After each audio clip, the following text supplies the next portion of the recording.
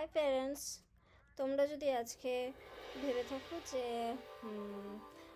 আজকে আমি কী নিয়ে ভিডিও করছি, তো বলি যে আজকে আমি ভিডিও করব একটা লিস্ট অফ ভিডিওস যেগুলো তোমরা তোমাদের বাচ্চাদেরকে দেখাতে পারো।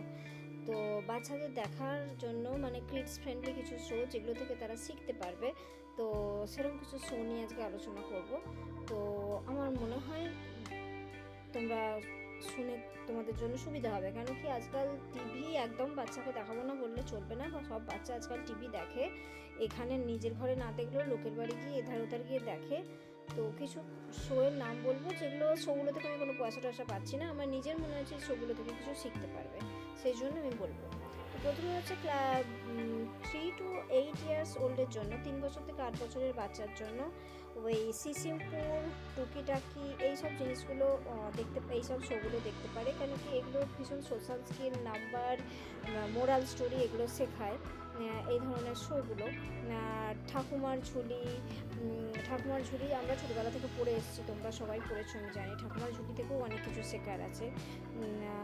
আর তারপরে ঠাকুমার ঝুলি ছাড়া আরও গোপাল ভাঁড়ের যে চ্যানেলগুলো, তারপরে চাঁদের বুড়ি থেকে যেমন একটা ওল্ড লেডি, একজন বৃদ্ধা বয়স্ক মানুষের অ্যাডভেঞ্চার সম্পর্কে তারা জানতে পারবে, তো ওটা ইমাজিনেশন ক্ষমতা ওদের ডেভেলপ করবে, আর ভালো শিক্ষাও ওটা দেয়।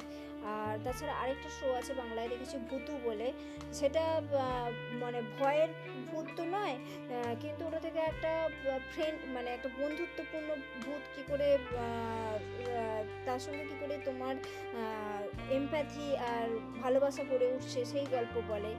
আর একটা আমি দেখেছি শো আছে বাংলায় হ্যাপি প্যারেন্টস ডে বলে, সেখানে ওই তার বাচ্চা তার বাবা মায়ের সঙ্গে কী করে একসঙ্গে বিভিন্ন মজার চ্যালেঞ্জ কী করে সলভ করছে সেগুলো দেখাচ্ছে, বন্ডিং তৈরি করছে বাবা মায়ের সঙ্গে। তো সেইগুলো আমার মনে হয় বাংলার চ্যানেলের জন্য খুব ভালো, বাংলার শো হিসেবে এই শোগুলো খুব ভালো, বাংলার শো হিসেবে এগুলো দেখাতে পারো। এবারে যদি বলে ইংলিশ শো হিসেবে কী কী দেখাতে পারি, তো ইংলিশ শো হিসেবে আমার যেটা মনে হয় ট্র্যাশ ট্রাক বলে একটা শো আছে, সেটা নেটফ্লিক্সে আছে। তো আমার মনে হয় ওটা ভীষণ কিডস ফ্রেন্ডলি, ছোটো বাচ্চারা ওটা দেখে অনেক কিছু শিখতে পারবে। আর ট্র্যাশ ট্রাক ছাড়া ওয়াইল্ড ক্রাফটস বলে একটা শো আছে, এইগুলো কিন্তু এই শোগুলো কিন্তু ভীষণ রংচঙে জলদি সিন চেঞ্জ হয়ে যাচ্ছে এরকম কিন্তু নয়, ভীষণ স্টিমুলেটিং শো এগুলো নয়, এগুলো ভীষণ শোগুলো দেখবে আর্টের মতন এঁকে তৈরি করেছে।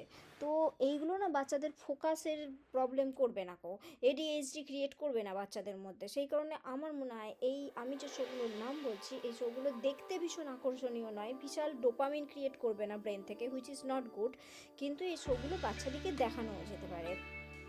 তো আরও কিছু শো আছে তোমার ইংলিশে, সেগুলো আমার মনে হয় ভালো। অক্টোনাটস বলে একটা শো আছে, নেটফ্লিক্সে আছে, ওটা দেখি অ্যাডভেঞ্চার, সমুদ্রের তলায় কী কী প্রাণী থাকে সেই সম্পর্কে জানতে পারবে, তো ওই শোটা খুব ভালো আমার যেটা মনে হয়। আর তাছাড়া তো আমি জানি আজকাল সবাই জানে মিস রাচেলের নাম, রাচেলের শো যাদের স্পিচ ডিলে আছে তাদের জন্য ভীষণ ভালো, কেন কি ওই একই কথাও বারবার বলতেই থাকে, তো সেটা স্পিচ ডিলেওয়ালা বাচ্চাদের জন্য রাচেলের শো খুব ভালো। যে শোগুলোতে স্পিচ ডিলেওয়ালা বাচ্চাদের জন্য যারা কথা বলছে না তাদের জন্য এই শোগুলো সবসময় ভালো। আচ্ছা, ব্লুই আছে, ব্লুইটা হচ্ছে অস্ট্রেলিয়ান একটা শো, তো বাট ওই ব্লুই শোগুলো ভীষণ ইমাজিনেটিভ, আর মানে ইমাজিন করতে শেখায় বাচ্চাদিকে, আর ভ্যালুয়েবল লাইফ লেসন এগুলো ব্লুই শোগুলো দিতে থাকে, তো সেখানে আমার মনে হয় ব্লুই শো দেখানো যেতে পারে। বাট আমার সবসময় মনে হয় স্পিডটা ওই সেটিংসে গিয়ে করে দেওয়া যায়। তো আমি দিলাম মোটামুটি কিছু শোয়ের লিস্ট, আমি ভবিষ্যতে যদি আরও কিছু লিস্ট পাই, আরও কিছু শো জানতে পারি, তো সেগুলো আমি বলবো, যে শোগুলো আমার মনে হয় বাচ্চাদেরকে দেখানো যেতে পারে, মানে গিলটি ফ্রি শো মায়েদের জন্য, যেগুলো মনে হবে যে হ্যাঁ ঠিক আছে, টিভি যখন দেখছে অন্তত কিছু শিখুক টিভি দেখে, ভুলভাল শোগুলো না দেখে। তো আরেকটা খুব বলবো যে যখনই শো যাই চালাবে ওই সেটিংসটা একটু স্লো করে দেওয়ার চেষ্টা করবে। তো ঠিক আছে, ধন্যবাদ। আপাতত আরও কিছু থাকলে পরে আমি আসবো, হোপফুলি আমার এই কন্টেন্টটা তোমাদের জন্য কার্যকরী হবে। বাই।